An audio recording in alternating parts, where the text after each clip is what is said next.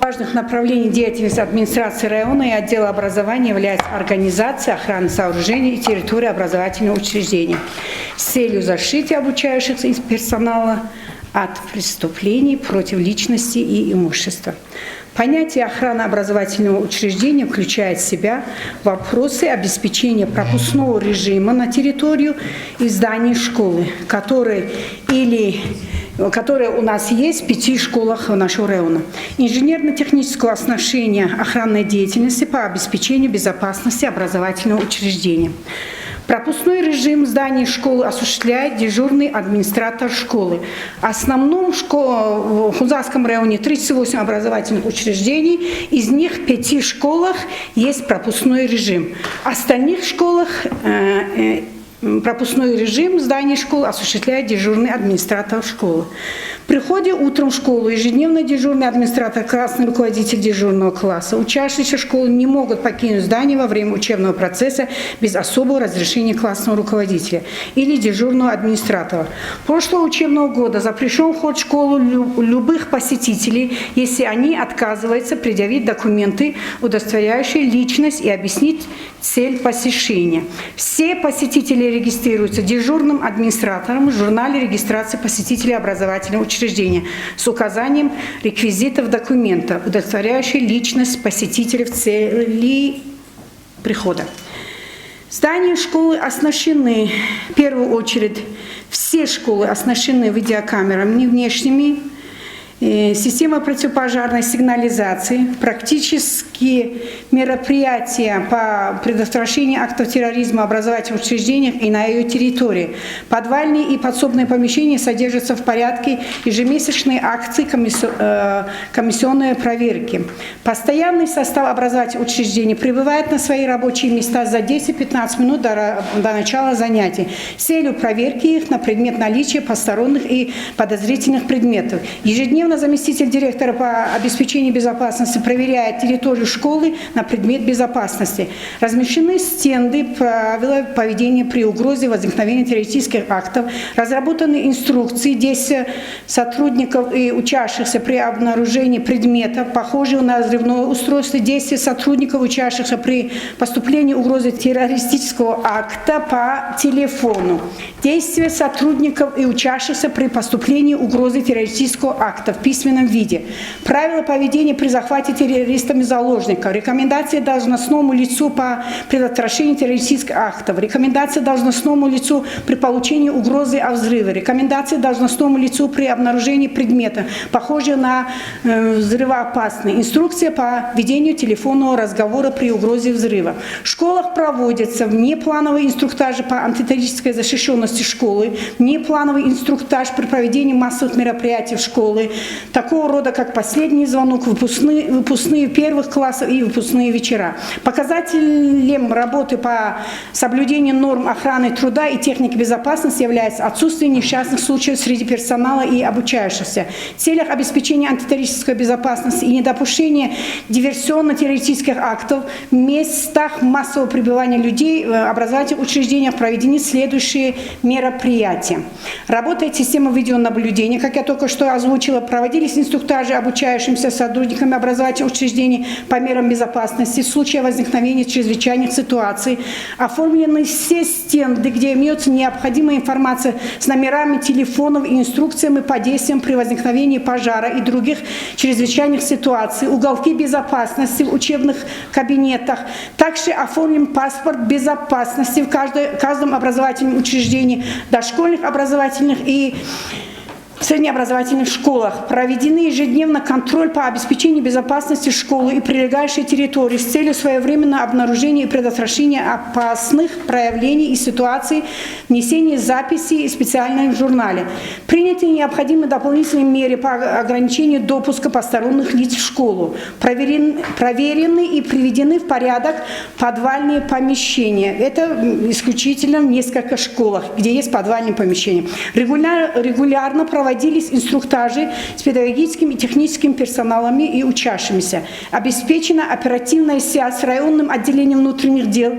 Периодически проводились разъяснительные работы среди педагогического коллектива, учащихся и родителей по правилам поведения в условиях сложных криминологической обстановки.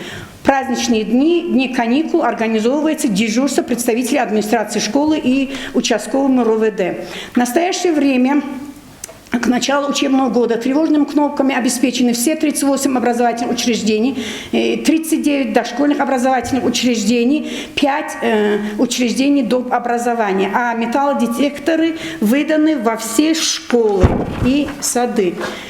В следующем учебном периоде нам необходимо продолжить работу по обеспечению безопасной антитеррористической защищенности всех категорий сотрудников и обучающихся, по выполнению задач гражданской обороны, требований по обеспечению правопорядка и поддержанию общественной дисциплины. Также необходимо продолжить воспитательную и разъяснительную работу по вопросам выполнения требований общественной и личной безопасности, проявления бдительности ко всем фактам, создающим опасность для жизни и здоровья сотрудников и обучающихся. Также необходимо нам продолжить работу по планированию и проведению мероприятий, то есть занятий, тренировок представительским составом обучающихся по действиям в случаях возникновения чрезвычайной ситуации в образовательных учреждениях. Таким образом, я делаю такой вывод. В школах ведется большая работа по созданию безопасных условий сохранения жизни и здоровья обучающихся и работников, а также материальных ценностей школ от возможных несчастных случаев, пожаров, аварий и других чрезвычайных ситуаций. Весь педагогический коллектив, конкретно каждый учитель на уроках и вне является гарантом безопасности ребенка во время учебного процесса. Что я не озвучила, на что я должна вот в данный момент обратить внимание, это открытие новых 2 объектов, значит, Аранинская общеобразовательная школа и Абадинская школа. На данный момент мне известно, что Аранинская школа закупила вот рамка металлодетектора, она будет в той школе, а вот я еще... ОВД она не предусмотрит, там ручной. Ручной у них есть. Понял. Ну, такой полный доклад. В принципе, все эти озвучили вы проблемные вопросы. Единственный вопрос у меня был вот за этот год, за прошлый год проверка АТЗ у вас осуществлялась в образовательных учреждениях, там, правоохранительными органами? У нас АТЗ 2 раза проводилось. Мы с комиссией прошли. На данный момент уже к 20 числу мы должны провести, вот сейчас тоже все образовательные учреждения, на данный момент все дошкольные образовательные учреждения находятся, у них ремонт. К тому времени мы после 22 к 1 числу должны пройти все садики и школы. А проверка в составе комиссии? Да. У нас есть комиссия. Все в составе комиссии. Вот вчера мы тоже ездили, уже мы эту деятельность свою начали. Да, мы уже начали ездить, но пока не завершили. До 20 числа, я думаю, мы все успеем. Будут своего рода изменения, дополнения, так как нам предлагают перейти на 5-дневку всем школам. И, наверное, в связи с этим тоже будут какие-либо изменения, но по ходу видно.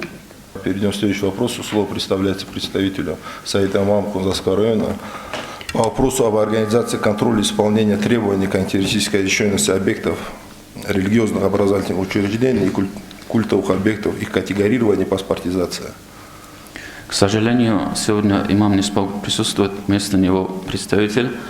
У нас из всего района 16 больших мечетей имеют зеленку здания и зеленку земли.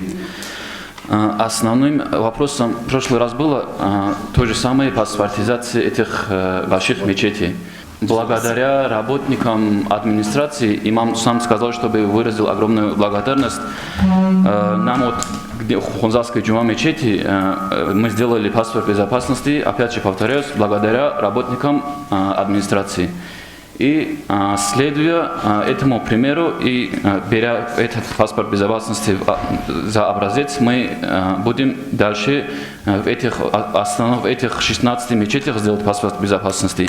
А когда закончится зеленка и остальных малых мечетях, тоже будет паспорт безопасности. Вот по вопросу, то, что крайний раз, когда присутствовал на АТК, тут обсуждали мы этот проблемный вопрос, что там проблема с зеленкой. Тогда вот представитель был, я сейчас не готов ответить, правительство, кажется, что-то было с представителем, да? Или Минация, кажется, было. Он так сказал, что необходимости зеленки как такой нету, достаточно договора использования этого помещения. Практики есть. Поэтому, если вас упирается в зеленку, вот этот момент поинтересуйте еще раз. Достаточно из договоров найма жилого помещения, используйте это, облегчите себе, не усложняйте. А в дальнейшем уже сделайте зеленку. Просто этот вопрос уже стоит с сентября месяца прошлого года, и сколько вы паспортов сделали?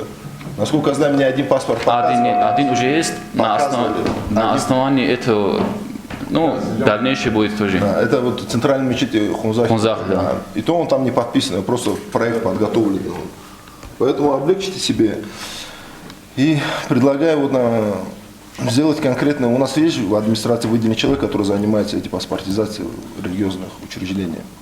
Сделайте список и по этому списку предоставьте, срок определите, по этому списку предоставьте все документы для дальнейшего, потому что мы так с мертвой точки никак не сдвинемся. Потому что мы же на место не выезжаем смотреть, мы смотрим, по счету мы должны выехать, ну, как бы прерогатива Росгвардии обеспечивает безопасность вашу там, и ОМВД, да. Поэтому как бы за ними это основное. Поэтому сначала покажите, пусть выйдет ОМВД, Росгвардия на место, проверит рамку, что там предусмотрено, тревожные кнопки или что-то у вас, видеонаблюдение, потом уже к нам приносите документ на утверждение. Так, уважаемые коллеги, перейдем к следующему вопросу. Слово предоставляется исполняющий обязанности начальника МВД России по Хунзарскому району Малику Шамиль Магомедовичу.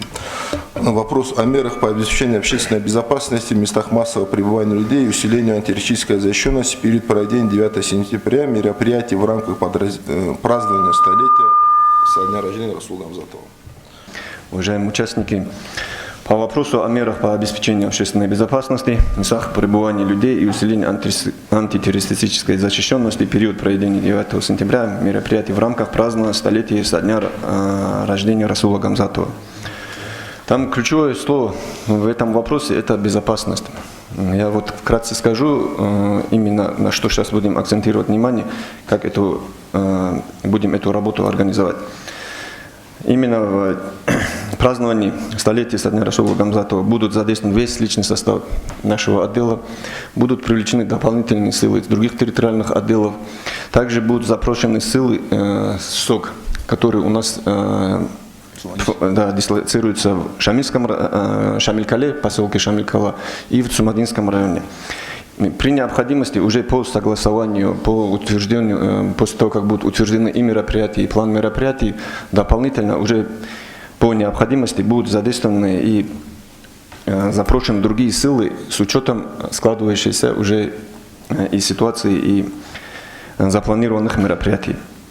Вот надо иметь в виду, кроме как обеспечения безопасности, да, этим занимается полиция. Это главная их задача. Есть еще безопасность, которая должна быть соблюдена и в других сферах тоже, в том числе при строительстве, в том числе должна быть обеспечена пожарная безопасность. Поэтому надо на все обращать внимание. И где бы какой бы этот и объект не был, где бы какие бы мероприятия не проводили, кафе открыли, что-либо там санитарная безопасность должна быть, санитарные нормы должны быть соблюдены. Почему я этот вопрос здесь поднимаю? Потому что мы где-то что-то упускаем, где-то думаем, что этого хватает. В конечном итоге потом начинаем думать, почему это все мы упустили, почему вот об этом не подумали. Все нормы безопасности должны быть соблюдены. Охрана общественного порядка – это наша прерогатива, и мы будем этим заниматься согласованно и с представителями администрации, и с нашим руководством тоже. С учетом того, что назначимые мероприятия федерального уровня, должны все серьезно, ответственно относиться к этим мероприятиям, и все, которые озвучены мною вопросы, они должны быть приняты к сведению. И так, да, вот представитель электроэнергии здесь, вот у нас есть здесь Юсуп. Все должно быть в рамках соответствия с нормами, все должно быть там проведено, сделано, чтобы у нас потом не было проблем ни у кого. Часть касаемая этого. Дальше тоже хочу отметить, у нас сейчас очень актуально стало именно использование террористами, использование недоброжелателями беспилотников, они так и называются, беспилотные воздушные судна. На земле-то мы как-то можем обеспечивать, контролировать, проверять, но вот эти аппараты, они летают на воздухе, они могут прилетать, откуда мы не ожидали. Примерно я вот доведу, вот какого характера бывают эти беспилотные аппараты, и как они используются, и почему так даже изменения внесли в законе именно по принятию решений по использованию этих судн. Я чуть-чуть здесь зачитаю, какие они бывают, которые используются. Можно разделить на несколько видов.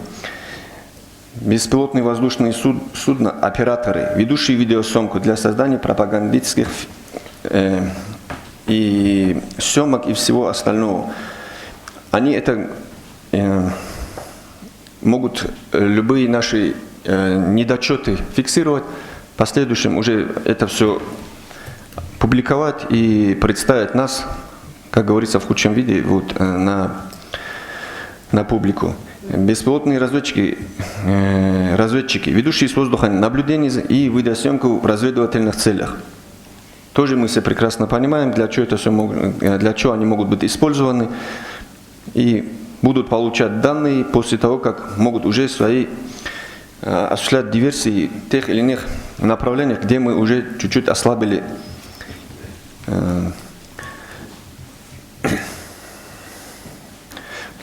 именно в плане обеспечения безопасности.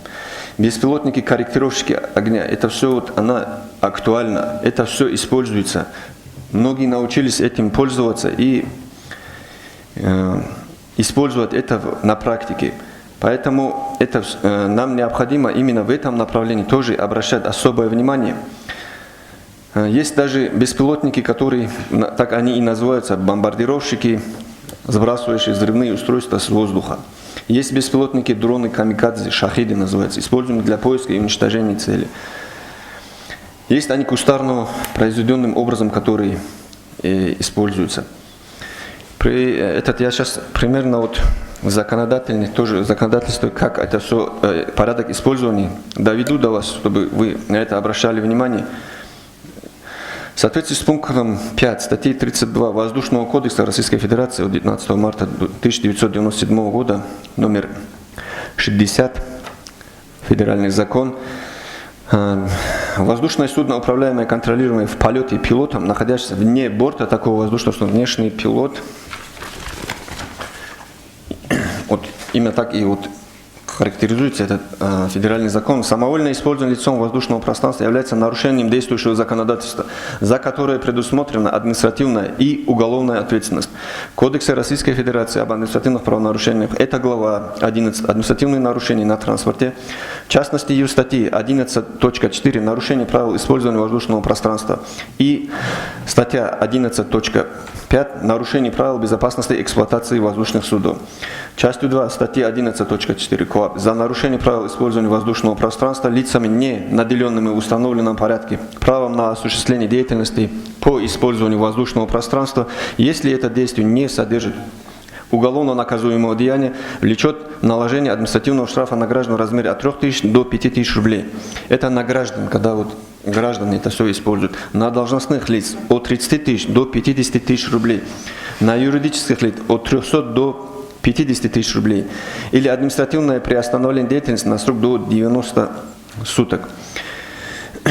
Части 1.2 статьи 11.5 КоАП определяют наказание за причинение по неосторожности легкого и среднего вреда здоровью из-за нарушений граждан, из-за нарушения допуска к полетам или правил подготовки к выполнению полета. Для граждан предусмотрено наказание в виде штрафа от 1500 до 2000 рублей или лишение права управления воздушным судном на срок от 3 до 6 месяцев.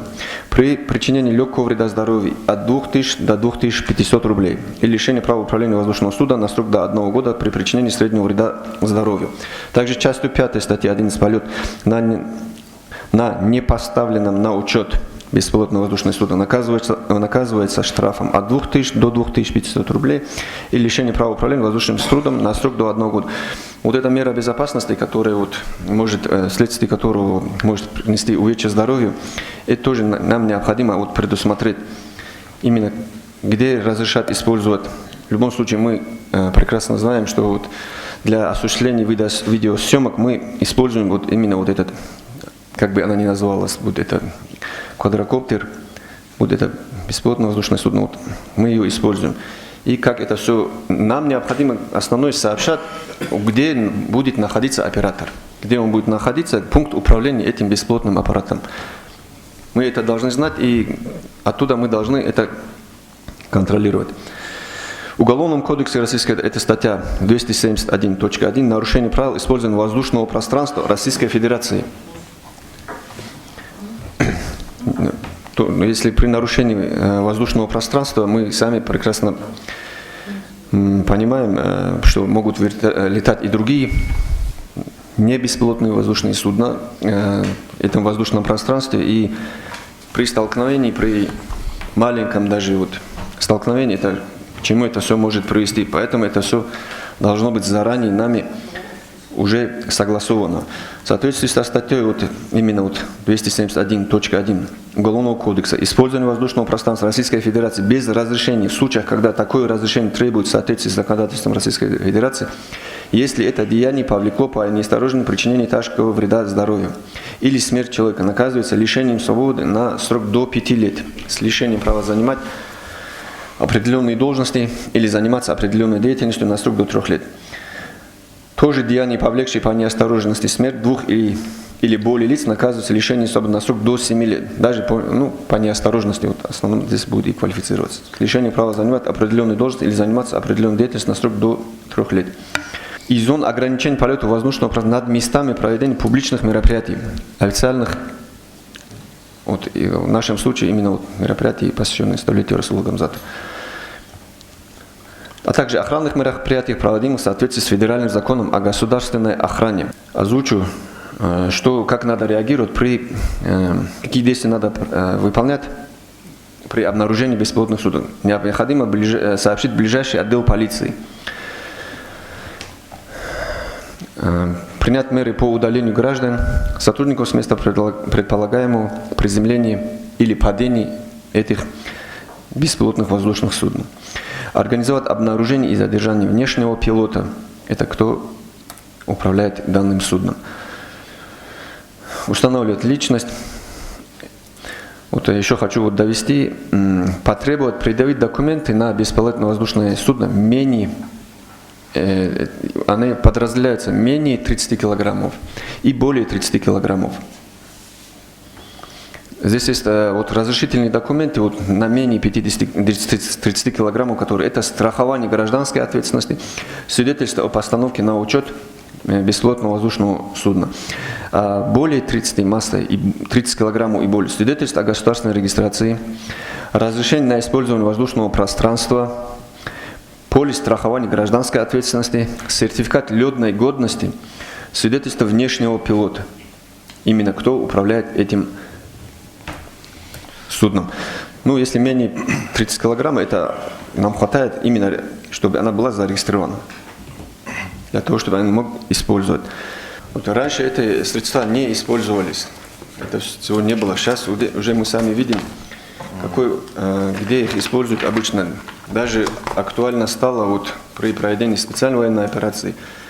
Даже больше наравне с уже оружием начали использовать именно вот такие судна. Вот вопрос по электроэнергии сейчас актуальный по всей республике. У нас как ситуация в районе? Есть проблемы спада? Все в штатном режиме работает. Мне кажется, вот этот комплексный план, оно будет еще разработано. Она за подписью президента Владимира Владимировича и все время находится на контроле НАК и АТК Республики. По приезду представителей АТК Республики, они и НАК тоже, в первую очередь, они проверяют все мероприятия вот этого комплексного плана. Буквально по каждому пункту. Что сделать, что не сделать. Поэтому мы на каждом заседании рассматриваем, у нас обязали, чтобы на каждом заседании мы рассмотрели вот этот вопрос. Будьте добры, у нас в сентябре сейчас квартал завершается. По завершению квартала всем, это молодежка, там, образование, культура, пожалуйста, сколько ни говори, вы вовремя приносите справки, дайте по завершению квартала. Сентябрь у нас завершается квартал. Поэтому по мероприятиям у нас очень много мероприятий. Единственный минус то, что мы в свое время справки не пишем и не представляем аппарат АТК. И последнее. 3 числа у нас День солидарности и противодействия терроризму. Не забывайте. Каждого на своих местах прошу проявить бдительность, начиная там с отрасли газовой, электрической отрасли, кончая там безопасностью, образовательные процессы, там всех моментов, потому что это маленькая халатность, которая там была допущена, кем-то хранение селитры, да, и безопасной заправки. Вот эта маленькая халатность повлекла огромные жертвы среди населения, которые сейчас еще там, сегодня читал, морги лежат люди, которых не могут определить, кто они такие, ДНК будут делать. Поэтому тут маленькая халатность параллельно. Поэтому ответственность на своих участках надо понимать, что это может развернуться. Вообще, если халатно относиться, прошу всем отнестись к своим обязанностям служебным, соответственно, строго спрашивать в первую очередь себя, а потом со своих подчиненных. И по событиям сейчас вот уже неделю, да, на той неделе перекрытие транспортных дорог, там тоже в Сулакском направлении, Караман, также вчера была перекрыта дорога, да, Петра Первого редуктором. Это тоже вызвано социальное напряжение населения. Чтобы это не допускать, надо сразу реагировать. Если приходит там кто-то объясняет свои проблемы, не надо на самотек пускать, реагируйте сразу. Если не можете в своей компетентности это решить, обращайтесь в правоохранительные органы, администрацию, чтобы это все было решено на местах, а не дало потом какой-то резонансное.